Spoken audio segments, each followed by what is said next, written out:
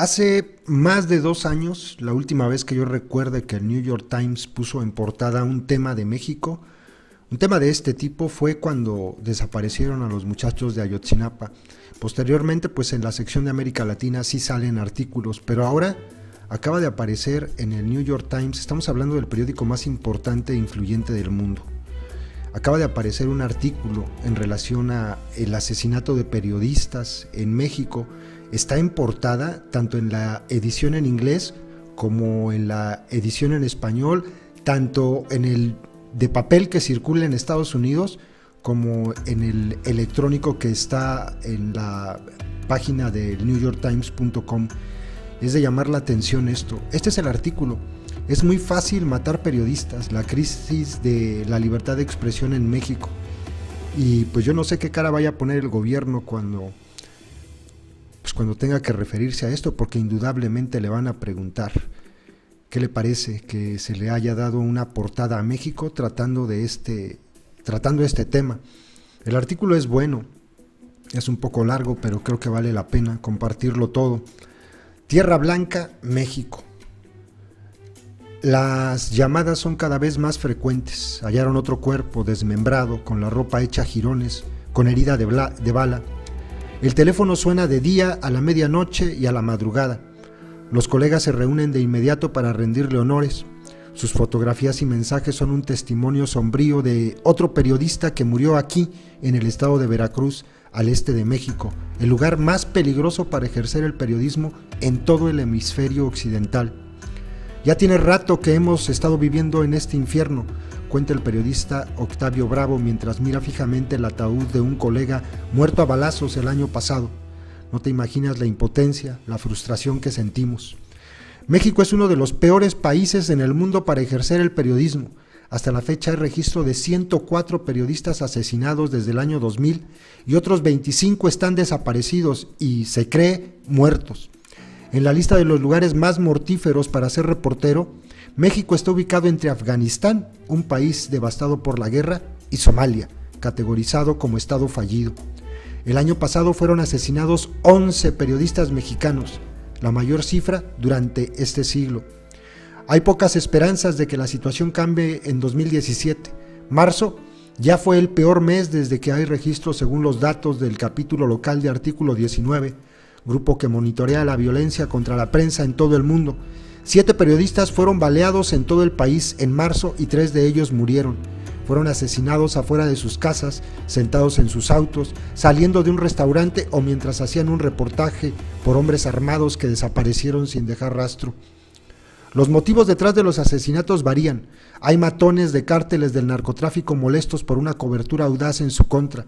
Hay funcionarios públicos corruptos que quieren silenciar a los críticos, así como violencia arbitraria e incluso casos de reporteros que cambiaron de bando y se unieron a los mundos criminales que cubrían. De acuerdo con los datos del gobierno, servidores públicos como alcaldes y policías han amenazado a los periodistas con más frecuencia que los cárteles. Eso pone en peligro las investigaciones y despierta dudas sobre el compromiso del gobierno para hallar a los responsables. ¿Sí leyeron bien? ¿Escucharon? Hay más amenazas del gobierno a los periodistas que de los cárteles. O sea, es más peligroso el gobierno, ¿no? Algunos periodistas fueron torturados o asesinados a petición de alcaldes. Otros fueron golpeados en sus redacciones por hombres armados bajo órdenes de funcionarios locales y policías que habían amenazado con matar a los periodistas por sus coberturas. No obstante, de los más de 800 casos graves de acoso, ataques u homicidios contra periodistas en los últimos 6 años, solo han sido emitidas 2 sentencias por la Fiscalía creada especialmente para investigar delitos contra la libertad de expresión. No es que no puedan resolver esos casos, sino que no quieren o no los dejan, comentó un funcionario de alto nivel que pidió mantener su anonimato por miedo a represalias por parte del gobierno. Es una cuestión política. Los periodistas muertos hacen quedar mal al gobierno, pero es peor si su muerte se debe a que estaban haciendo su trabajo. Pues sí. El gobierno responde a las críticas con el argumento de que ha aprobado leyes que protegen a los periodistas y que les han entregado botones de pánico, equipo de vigilancia e incluso les han contratado guardias armados en casos en los que la amenaza es considerada lo suficientemente seria. Pero aquí me acuerdo de alguien, Anabel Hernández dijo, y pese a que yo tenía guardias, pese a que tenía vigilancia, pues se metieron a mi casa. O sea, no sirve de nada, ¿no? Y dice que me causa risa, ¿no? En casos en que la amenaza es considerada lo suficientemente seria, o sea, hay amenazas que no son serias. Es de vergüenza. Es un hecho indefectible que en México existe el ejercicio de la libertad de expresión, dice la Procuraduría General de la República, y señaló que este constante ejercicio ha implicado riesgos y obstáculos. Añadió que todos los ataques contra los medios son investigados a fondo y que se toman medidas exhaustivas para la protección de los periodistas, un ejemplo del esfuerzo que hace el Estado mexicano para hacer valer la libertad de expresión y oponer ante cualquier amenaza que atente en contra de su libre ejercicio. Cientos de periodistas han sido puestos bajo protección gubernamental en años recientes. Ninguno de ellos había sido asesinado hasta julio de 2016, cuando un reportero de Nota Roja que había recibido varias amenazas de muerte fue baleado afuera de su domicilio y murió camino al hospital. Los mismos funcionarios que dirigen el programa de protección reconocen que gastar millones para prevenir el asesinato de los periodistas no es suficiente para atender la situación. Es un problema que no se resuelve con la protección uno por uno de los periodistas, dijo el imbécil de Roberto Campa Cifrián, subsecretario de Derechos Humanos de la Secretaría de Gobernación. Sin duda tenemos un enorme reto, que es el de la impunidad. Miren, ya se dio cuenta. Las consecuencias para México son mucho más graves que unas cuantas muertes más en un país donde el 98% de los homicidios quedan impunes. En la opinión de muchos periodistas, la delincuencia, la corrupción y la indiferencia están acabando con la premisa básica de una prensa libre, así como un pilar central de la democracia del país. La libertad de expresión en México se convierte en un mito, dijo Daniel Moreno, director general de Animal Político, una agencia de noticias independiente, dado que el gobierno federal es incapaz de resolver casos de violencia y que aparte ejerce esta misma. Entonces el estado del periodismo nacional legítimamente se puede considerar en estado de emergencia. Tras casi una década de violencia en aumento contra los medios, ya sea por parte del crimen organizado o de funcionarios, la prensa se ha adaptado al censurar buena parte de lo que informa. La autocensura no solo es común, se podría decir que es casi la norma. ¡Qué tristeza! En marzo, una respetada periodista recibió 8 tiros cuando salía de su casa para llevar a su hijo a la escuela. En respuesta, uno de los periódicos para los que escribía anunció su cierre. De manera repentina, lanzó una advertencia sobre el paisaje mortífero en el que los periodistas se ven obligados a vivir. Luchamos contra corriente, recibiendo embates y castigos de particulares y gobiernos por haber evidenciado sus malas prácticas y actos de corrupción, escribió el director en jefe de El Norte en una carta abierta. Todo en la vida tiene un principio y un fin, un precio que pagar, y si esta es la vida, no estoy dispuesto a que lo pague ni uno más de mis colaboradores, tampoco con mi persona. Enrique Peña Nieto ha prometido atender la violencia contra los medios nacionales. No obstante, el gobierno federal ha sugerido de manera reiterada que los delitos contra los periodistas no son ataques a la libertad de expresión, lo cual quiere decir que no ameritan la participación del gobierno federal. Los investigadores federales han revisado 117 casos de asesinatos de periodistas desde el año 2000, pero solo decidieron investigar 8. De esos ha sido resuelto 1. En ocasiones algunas autoridades se apresuran a decir que el asesinato de un periodista no está relacionado con su labor, poco después de que se dé a conocer la muerte y mucho antes de que siquiera arranque la investigación. La Suprema Corte de Justicia de la Nación emitió una decisión en marzo que dicta que todos los delitos contra los periodistas deben enviarse a los tribunales federales. Sin embargo, la decisión de la Corte todavía no es vinculante y solo aplica para delitos nuevos, lo cual quiere decir que una gran cantidad de casos se quedarán en los tribunales locales donde actualmente están. Estos cuentan con pocos recursos y son muy vulnerables a la corrupción. En Veracruz es muy fácil matar periodistas, dijo Jorge Sánchez Cerezo, cuyo padre Moisés fue secuestrado y asesinado hace 2 años. Yo quiero mostrarles la fotografía. Esta es la casa de Moisés Sánchez,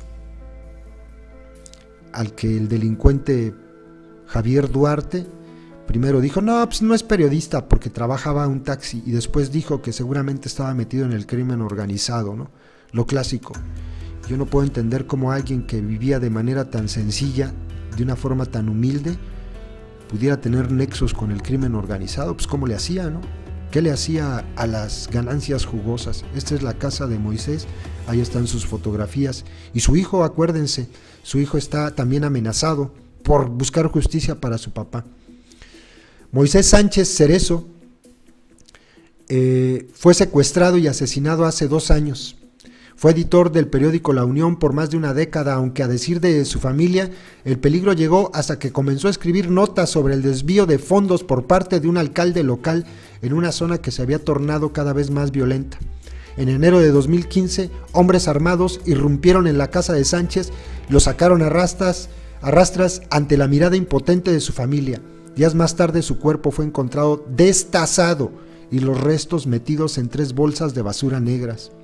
Durante meses, sus familiares y periodistas de Veracruz exigieron que el gobierno federal investigara el caso como un ataque a la libertad de prensa. La Fiscalía Especializada que se creó para proteger la libertad de prensa se resistió a hacerlo.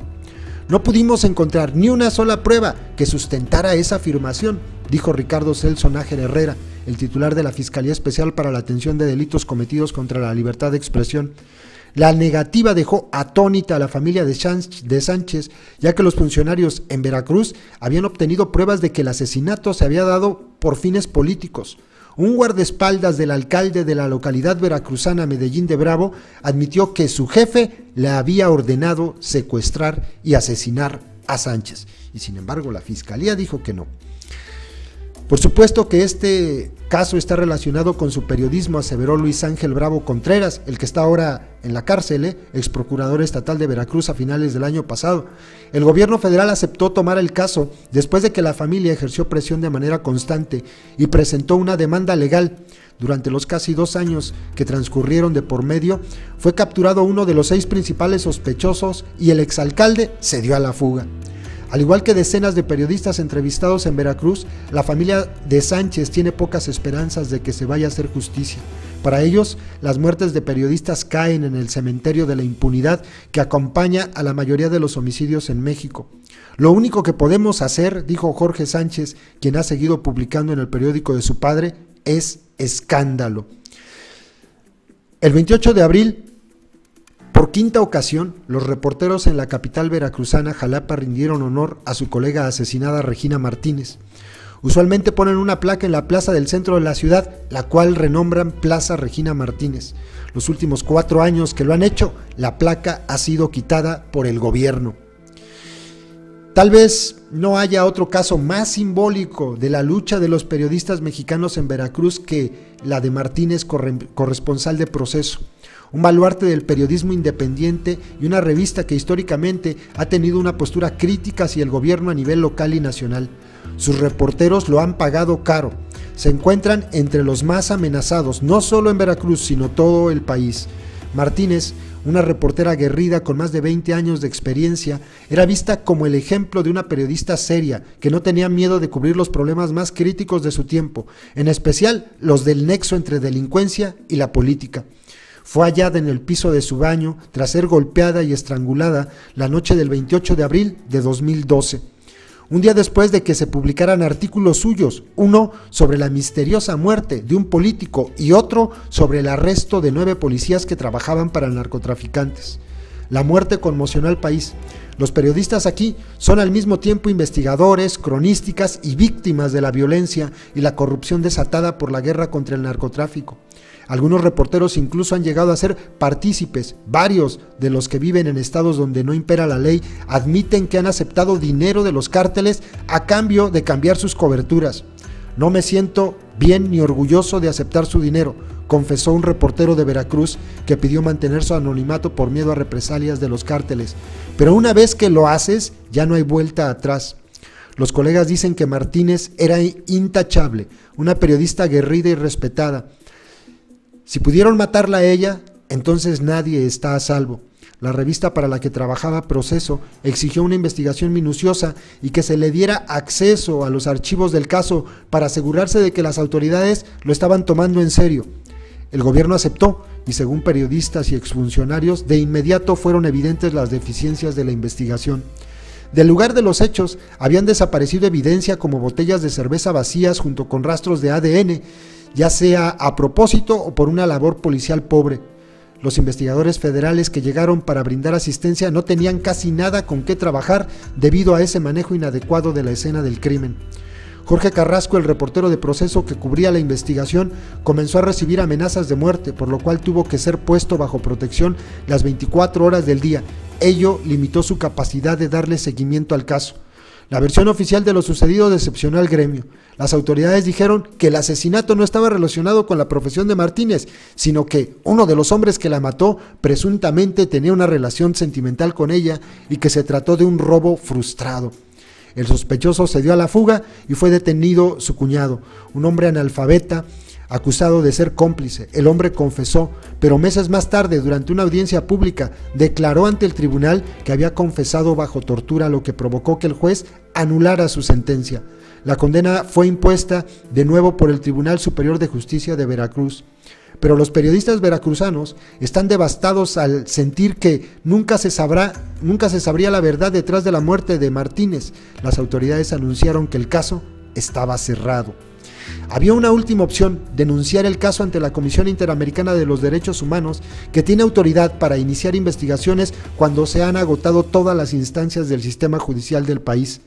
Proceso prefirió no acudir a la CID. Para ser honestos, no lo hicimos debido al miedo, sino a la inseguridad, dadas las pruebas reales de que matan a periodistas, dijo Carrasco en entrevista. Cuando comienzas a recibir amenazas, ¿qué haces? Sería poner en riesgo a aquellos que están en las calles reporteando. Carrasco dijo que Proceso esperaba, en vez que el furor público resultante de la muerte de Martínez evitara que se repitiera otro caso como el de ella. Esas esperanzas se desvanecieron poco después. En Veracruz se sigue matando a los periodistas y no pasó mucho tiempo para que la muerte volviera a llevarse a un colaborador de Proceso. En julio de 2015, 2 meses después de huir de Veracruz tras denunciar ser víctima de acoso gubernamental, las autoridades lo seguían e intimidaban. El fotógrafo Rubén Espinosa fue asesinado junto con 4 mujeres en un departamento de la Ciudad de México. La mañana siguiente, los editores de Proceso y los defensores de los medios marcharon y exigieron una reunión con el procurador de la capital. Una de las primeras cosas que les dijo fue que el asesinato no había tenido nada que ver con el periodismo. Jesús Olivares escuchó la sirena de una ambulancia mientras estaba sentado en un restaurante de mariscos tomando un refresco. Giró en la silla para echar un vistazo por la ventana y alcanzó a ver el reflejo de las luces rojas y blancas mientras el vehículo pasaba a toda velocidad. Podría hacer algo, dijo, y se levantó, pero en esa ocasión no había nota. Después de un rápido recorrido por la autopista a bordo de su motocicleta, descubrió que la columna de humo en un campo no era un cuerpo, ni despojos, ni ningún final macabro como los que conocía debido a su profesión como periodista de nota roja. En esta ocasión se trataba de agricultores haciendo quema de suelo. Nada que ver aquí, dijo, dejando ver una sonrisa. Durante casi 3 años, Olivares ha sido reportero de El Dictamen, uno de los diarios con mayor tiraje en Veracruz. Su trabajo es una muestra del costo de la guerra contra el narco: cuerpos desmembrados, balaceras, secuestros. El trabajo ha tenido su precio. En febrero, un comandante de policía lo amenazó de muerte si no dejaba de tomar fotos de una escena del crimen. El reportero contó el incidente y ahora lleva consigo un botón de pánico que le entregó el gobierno, que dijo le sirve de poco consuelo. El botón llama al mismo cuerpo policial por el que se siente amenazado. El gobierno es lo peor, dijo. Por lo menos las amenazas de los narcos son directas, claras. Es así como Olivares ha decidido encargarse de su propia seguridad, al igual que la mayoría de los reporteros aquí. Ha adoptado un sistema de vigilancia y seguridad en grupo. Habla con cautela frente a funcionarios públicos y escribe con eufemismos para evitar términos populares que no son del agrado de los cárteles como balacera, secuestro y ejecución. También se hizo amigo de los bomberos, cuya estación se ha vuelto casi como un santuario, como su segundo hogar. Olivares entabló amistad con ellos tras la muerte de su madre hace 2 años, ya que los bomberos se llevaron su cadáver. Los hombres asistieron a su funeral, lo cual dejó una impresión profunda en el reportero, que se sintió agradecido por la calidez del gesto. Al principio, Olivares comenzó a pasar algunas noches con los bomberos para escapar de la tristeza de su casa. Cuando siguió apareciendo por ahí, le dieron un uniforme y un lugar para dormir en la estación.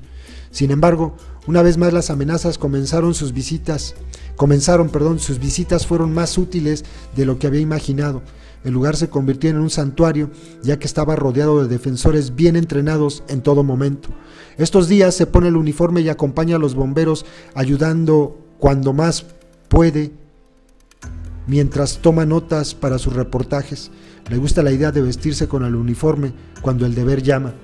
Una noche reciente, Olivares se encontraba en el estacionamiento de la estación ajustando su chaleco reflejante mientras sus amigos intercambiaban historias. Uno de ellos relató cómo, hasta hace poco, la delincuencia organizada era quien estaba a cargo de la estación de bomberos, como una forma de extorsionar a aquellos que necesitaban sus servicios. ¡Qué barbaridad! La situación cambió con la llegada de un nuevo comandante. La estación se abrió al público y los que pasaban hacían sonar la bocina de sus vehículos como un saludo a los hombres reunidos en la banqueta bajo el resplandor amarillento de una farola. Olivares parecía relajado tras haber terminado el ajetreo del día laboral. Se retiró a la trastienda de la estación de bomberos. A finales de julio, el periodista de Nota Roja, Pedro Tamayo Rosas, estaba en la entrada de su casa, ayudando a su esposa con el puesto de hamburguesas que tiene en una modesta casa de Tierra Blanca, una ciudad de Veracruz. Rondando las 23 horas, un hombre armado salió de una camioneta negra, pidió una hamburguesa antes de vaciar el cargador de su arma contra Tamayo y desapareció. Tamayo, quien estuvo desangrándose casi media hora en la acera y murió camino al hospital, fue el primer periodista mexicano en ser asesinado cuando estaba bajo protección del Estado, lo cual puso fin al saldo blanco de los casi 500 periodistas y defensores de los derechos humanos sujetos a un programa de resguardo gubernamental establecido hace unos 5 años. Después de varias amenazas de muerte, funcionarios gubernamentales habían ayudado a Tamayo y a su familia a huir de Veracruz. 6 meses después, sin trabajo y nostálgico, regresó y le dijo a sus amigos que prefería morir en Veracruz que vivir en Tijuana. Como sucede con muchos casos, no se sabe quién ordenó el asesinato de Tamayo. Su esposa cree que la policía estuvo involucrada. Los oficiales estacionados en su calle no fueron tras los que dispararon, y la esposa de Tamayo afirma que uno de ellos le apuntó con el arma cuando trató de ayudar a su marido. Ahora está convencida de que el Estado tuvo que ver, dada una serie de amenazas y el arresto de su hijo.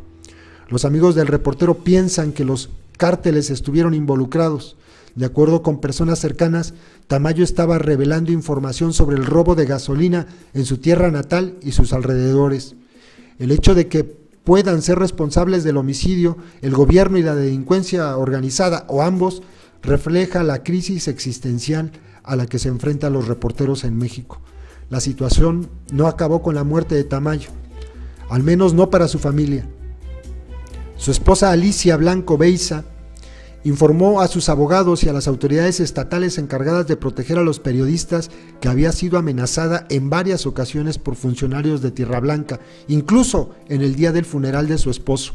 Su casa fue incendiada y su hijo arrestado por el robo de un vehículo, un delito en el que ella asegura no estuvo involucrado. Blanco Beiza declaró haber recibido amenazas de un funcionario de seguridad de alto rango que, apuntándole con un arma, le ordenó guardar silencio sobre su marido.